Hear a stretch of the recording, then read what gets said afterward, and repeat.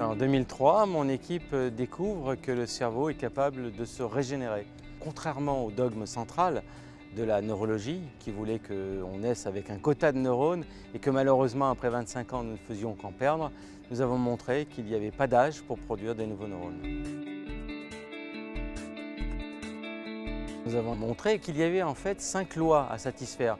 Des lois relativement simples. La première, c'est de se mettre toujours dans une position de l'étonnement, de s'ouvrir à la nouveauté. Deuxièmement, il faut savoir lutter contre la pollution sonore et visuelle. Troisième loi que nous devons satisfaire, c'est d'être toujours en activité physique. Nous devons au minimum passer 10 minutes d'activité physique par jour. Nous devons aussi lutter contre l'usage trop facile des psychotropes, anxiolytiques, somnifères.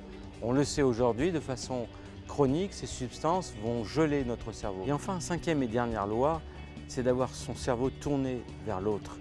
Savoir nourrir notre cerveau par l'interaction avec l'autre.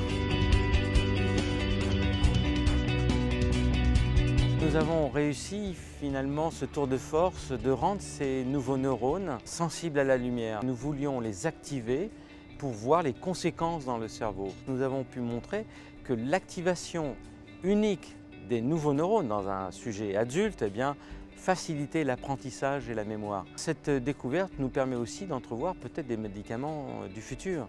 C'est-à-dire que d'utiliser la lumière pour stimuler les neurones, c'est une piste aujourd'hui sérieuse qu'on a toujours plus ou moins abordée sur l'angle de l'humour en disant que la luminothérapie, certes, nous en avons tous besoin, mais on voit aujourd'hui que les progrès des neurosciences permettent d'envisager l'usage de la lumière comme outil pour stimuler les nouveaux neurones. Pour nous, effectivement, la cible, c'est d'apporter un renouveau en matière de thérapie des maladies neurodégénératives. Force est de constater qu'on est plus ou moins dans l'impasse sur le plan des nouveaux médicaments. Un autre espoir qui est encore aussi fort, peut-être plus fort encore, c'est de soigner les troubles de la santé mentale. C'est-à-dire que quand on parle de maladies de dépression, qu'on parle de burn-out, de stress chronique ou d'anxiété, de voir que ces pathologies-là adviennent lorsque la plasticité cérébrale, cette capacité qu'a le cerveau de produire des nouveaux neurones, disparaît.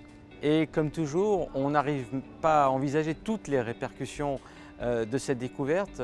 On peut d'ores et déjà imaginer qu'elle concerne le domaine des sciences de l'éducation, qu'elle concerne le vieillissement du cerveau, qu'elle concerne aussi les troubles de l'addiction et puis évidemment optimiser nos décisions, avoir une mémoire meilleure. Donc ça, c'est dans le domaine aussi du management, ce qui intéresse les chefs d'entreprise.